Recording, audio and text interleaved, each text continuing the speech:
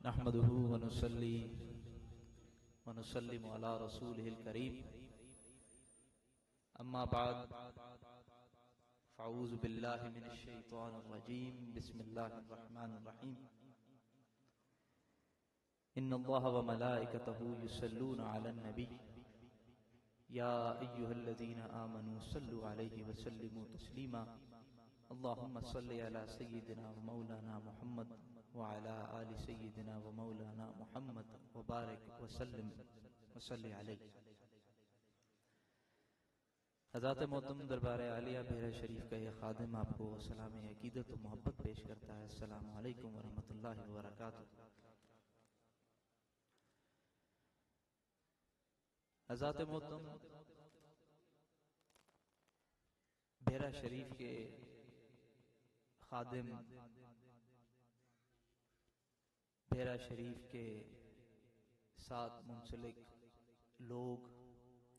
ادارے، نہ تو ہمارا مسائل کے اندر گھسنے کا کوئی شوق ہے، نہ کوئی ذوق ہے، نہ کہ ہماری اس طرح ہمارے اساتذہ نے یا ہمارے بزرگوں نے تربیت کی ہے، اور ہم یہ سمجھتے ہیں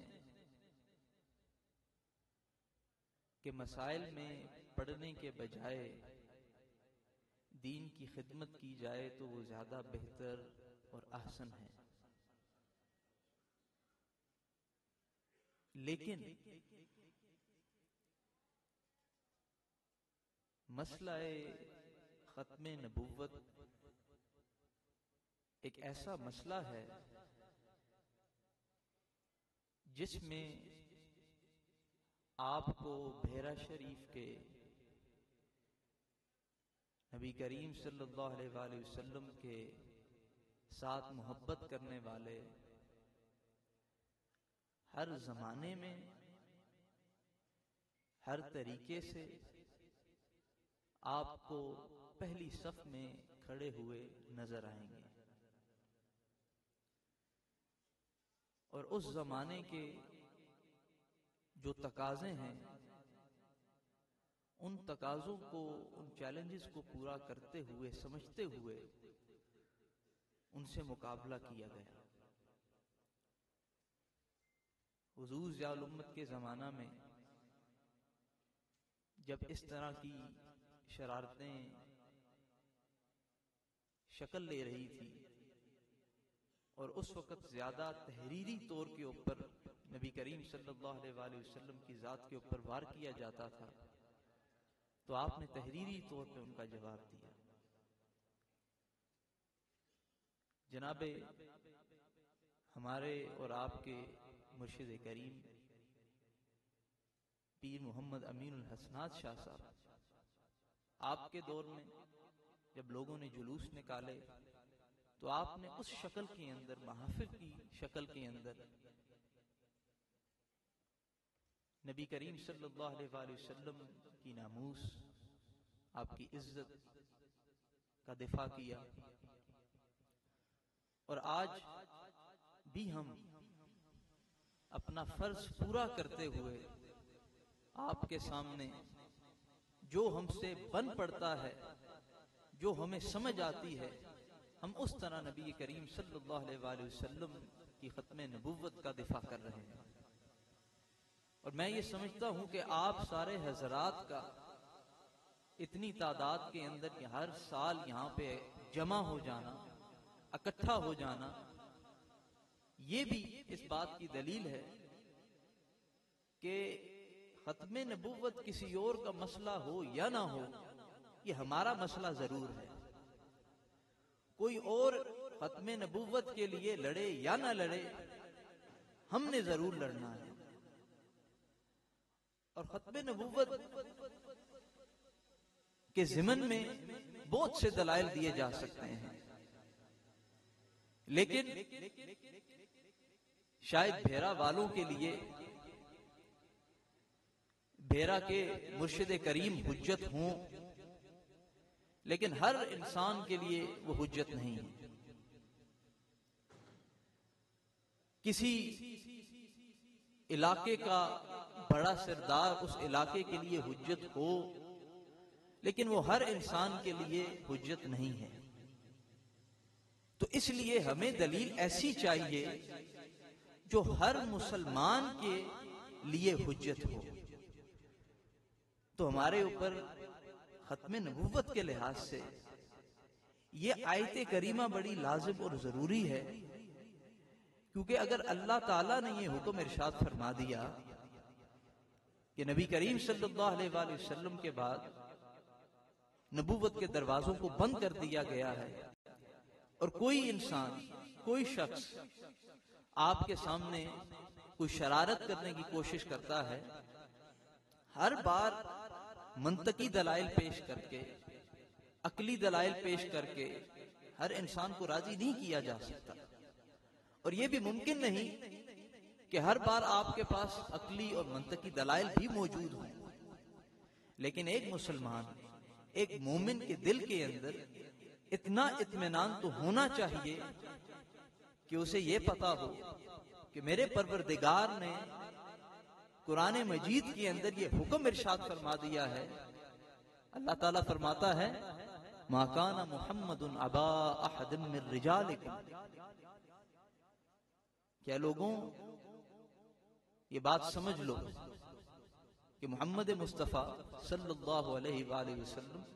تم میں سے کسی بچے کے باپ نہیں ہیں، کسی مرد کے باپ نہیں ہیں۔ اور پھر فرمایا وَلَٰكِن رَسُولُ اللَّهِ وَخَاتَمَ النَّبِيِّينَ، اور اللہ کے رسول خاتم النبیین ہیں۔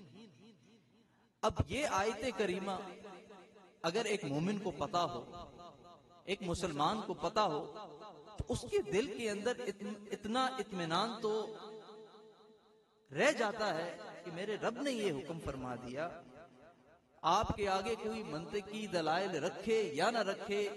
آپ کے لیے یہ آیت کریمہ ہی کافی ہوتی ہے کہ اللہ کے رسول کی ذات، اللہ کے حبیب کی ذات، اللہ کا آخری نبی اور پیغمبر ہے۔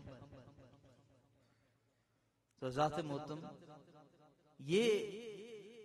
ہمارے لیے لازم اور ضروری ہے کہ جہاں ہم ختم نبوت کی بات کریں، جہاں ہم اس کے ناموس کی بات کریں، تو ہمارے پاس کم از کم اتنی کوئی چیز تو ہونی چاہیے جو کہ تمام مسلمانوں کے لیے حجت ہے، قرآن کریم کی یہ آیت، تاکہ ہمارا دل بھی اطمینان میں ہو اور کسی کے سامنے کچھ رکھنے کے لیے ہمارے پاس بھی کچھ نہ کچھ موجود ہو۔ اور اسی طرح یہ لوگ شرارت پہ شرارت کرتے ہیں۔ لوگ ہم سے یہ بھی سوال کرتے ہیں کہ اگر آپ یہ کہتے ہیں کہ نبی کریم صلی اللہ علیہ وآلہ وسلم کی ذات پہ تمام نبوت کے دروازے بند ہو گئے، تو پھر جب آپ یہ بھی کلیم کرتے ہیں کہ حضرت عیسیٰ علیہ السلام نے دوبارہ واپس آنا ہے،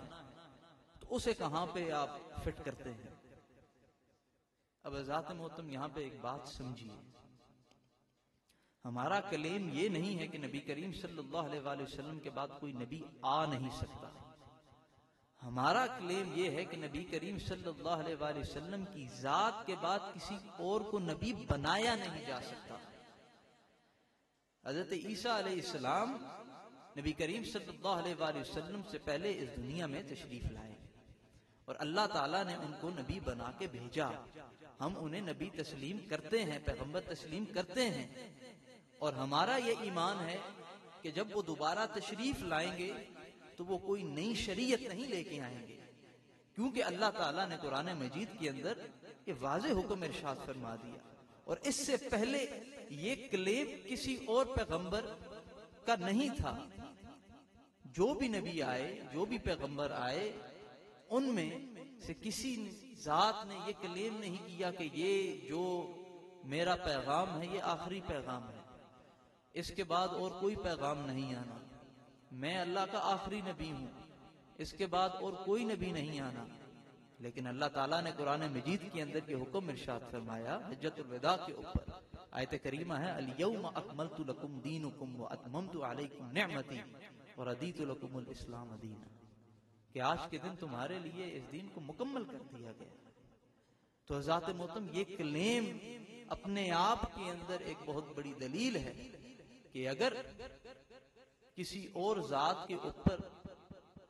اس پیغام کو ختم اور فائنل اور مکمل ہونا تھا تو اس سے پہلے تو کسی نے یہ کلیم نہیں کیا. اور اگر کوئی ذات ایسا کلیم کر رہی ہے تو یقیناً وہ آخری ذات ہوگی، اس کے بعد نبوت کے دروازے بند ہو جائیں گے. اور اسی طرح نبی کریم صلی اللہ علیہ وآلہ وسلم کی ذات وہ ذات ہے کہ اگر ختم نبوت کو اس ذات سے الگ کر دیا جائے تو ہمارا دین اسلام کا جو پورا ایک نظام ہے وہ وہیں گر جاتا ہے. تو اس لیے ختم نبوت کا دفاع کرنا ہمارے لیے لازم اور ضروری ہے. اور یہاں پہ میں آخری آپ کو ایک مثال، ایک بات عرض کرنا چاہتا ہوں. آپ حضرات پہلے بھی شاید جانتے ہوں لیکن دوبارہ سن لیں. جب اور یہ حضرات اصل طریقے ہوتے ہیں ختم نبوت کا دفاع کرنے کے لیے. جب اللہ تعالیٰ آپ کو یہ موقع دے اور آپ اس پورے موقع کے اوپر پورے اتریں تو پھر حق ادا ہوتا ہے. جب حضور ضیاء الامت شریعت کورٹ کے جسٹس تھے تو اس زمانے میں ایک تحریک چلی جسے ہم احمدی تحریک کہتے ہیں. اور انہوں نے اقوام متحدہ کے اندر UN کے ایک ہیومن رائٹس کا ایک ونگ ہے جس کے اندر ایک کیس کیا کہ یہ جو مسلمان ہیں یہ ہمیں مسلمان تسلیم نہیں کرتے، تو ہم نے ان کے خلاف یہ کیس کیا ہے کہ یہ ہمارے سامنے ہمیں مسلمان تسلیم کریں. تو یہ کیس لڑنے پاکستان کی طرف سے حضور ضیاء الامت وہاں تشریف لے گئے اور آپ نے یہ کیس لڑا. اور یہ کیس ایسا تھا کہ وہاں پہ پاکستان کو یہ اجازت نہیں تھی کہ وہ وہاں پہ ان کے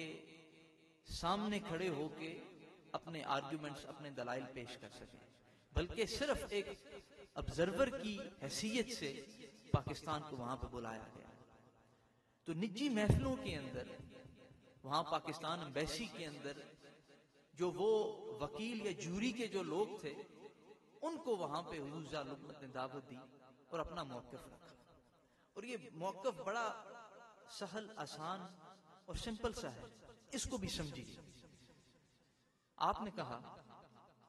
کہ جس طرح دنیاوی اعتبار سے جو لوگوں کی سیپریشن ہے وہ ہوتی ہے یا تو ان کی زبان مختلف، یا تو ان کا رنگ مختلف، یا تو ان کی سرزمین مختلف، جس سے ہم ایک دوسرے کی تفریق کرتے ہیں. اسی طرح دینی اعتبار سے ہم تفریق تب کریں گے کہ کسی ایک شخص کے ساتھ آپ کا ذاتی تعلق جڑ جائے. مثلا حضرت موسیٰ علیہ السلام کو ماننے والے اپنے آپ کو یہودی کہتے ہیں، حضرت عیسیٰ کو ماننے والے اپنے آپ کو عیسائی کہتے ہیں، اور نبی کریم صلی اللہ علیہ وآلہ وسلم کو ماننے والے اپنے آپ کو مسلمان کہتے ہیں. لیکن یہ ہرگز نہیں ہو سکتا کہ ہم مسلمان ہیں، نبی کریم صلی اللہ علیہ وآلہ وسلم پر ایمان رکھتے ہیں، لیکن ہمارا ایمان حضرت عیسیٰ کے اوپر بھی ہے، ہمارا ایمان حضرت موسیٰ کے اوپر بھی ہے، لیکن کوئی یہودی ہمیں یہودی کہنے کے لیے تیار نہیں ہے، کوئی عیسائی ہمیں عیسائی تسلیم کرنے کے لیے تیار نہیں ہے. کیوں؟ کیونکہ ہم نے حضرت موسیٰ اور حضرت عیسیٰ علیہ السلام کے بعد اپنے ایک نبی کو مانا ہے، محمد مصطفیٰ صلی اللہ علیہ وسلم. تو اسی طرح ہمارا احمدیوں سے کوئی جھگڑا نہیں ہے، ہمارا ان سے بنیادی اختلاف یہ ہے کہ آپ نے نبی کریم صلی اللہ علیہ وآلہ وسلم کی ذات کے بعد کسی اور شخص کو اپنا نبی مقرر کر لیا ہے، اپنا مسیح مقرر کر لیا ہے، تو اس لیے یہ جو آپ کا کلیم ہے کہ ہم بھی آپ کی طرح مسلمان ہیں، یہ بے بنیاد ہے، کیونکہ نبی کریم صلی اللہ علیہ وآلہ وسلم کی ذات کے حوالے سے ہمارے پاس نص موجود ہے، قرآن کریم کی آیت موجود ہے۔ اس کے ساتھ ساتھ اگر ایک ذات قرآن کریم کے اندر اللہ تعالیٰ اس کے بارے میں یہ کلیم کر رہا ہے کہ اس ذات کے ساتھ میں نے اپنے دین کو تمہارے لیے مکمل کر دیا ہے، تو اس کے بعد کس طرح ہم کسی اور ذات کو تسلیم کر لیں؟ تو ذات محترم اس طرح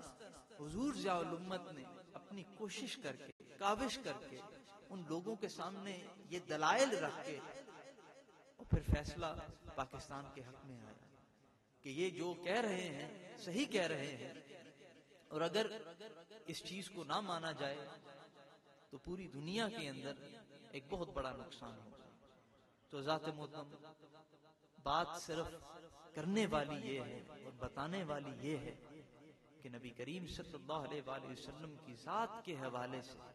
نبی کریم صلی اللہ علیہ وآلہ وسلم کی ناموس کے حوالے سے،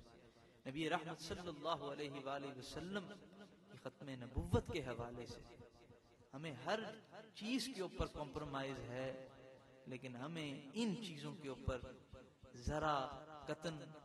بھی کمپرومائز نہیں۔ اللہ تعالیٰ